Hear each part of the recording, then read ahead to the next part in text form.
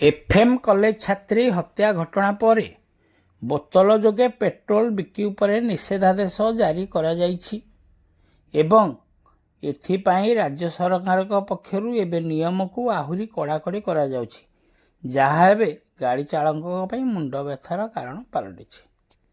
एपरिकी एही नियम को उल्लंघन कले संपृक्त टांकी मालिकों उपरे कार्यानुष्ठान ग्रहण करा जिबा नै मध्य चेतावनी दिया जाइछि। हेले खंडपड़ारे किंतु यार व्यतिक्रम देखा मिली। खंडपड़ा सहरु खड़ीसाई जीवा रास्ता कड़े थिबा पेट्रोल पंप्रे आईन को खोला उल्लंघन करा जाउथा देखा मिली। उक्त पेट्रोल पंपर मालिकाना शासक दलर जड़े प्रभावशाली नेता हाथ में थिबा बेले जाणीशुणी सरकार नियमर उल्लंघन करुवा आलोचना होउछि।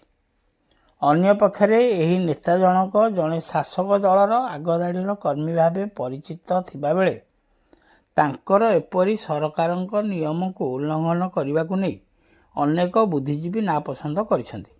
सरकार नियम समस्त समान, तेणु एपरी कार्य प्रति स्थानीय प्रशासन और जिला प्रशासन दृष्टि देवा सहित एही पेट्रोल पंप पर कार्यानुष्ठान ग्रहण करने साधारण दाबी होछि। तेबे देखिया को बाकी रहिला एहीपरि भावे सरकार नियम उल्लंघन करुवा पेट्रोल टांकी मालिक एवं एही पेट्रोल टांकी उपरे आगामी दिन में कि पदक्षेप निया जाउछि ताहा तो आगामी समय ही कहब। खंडपड़ारू संतोष कुमार साहू रिपोर्ट, खंडपड़ा खबर।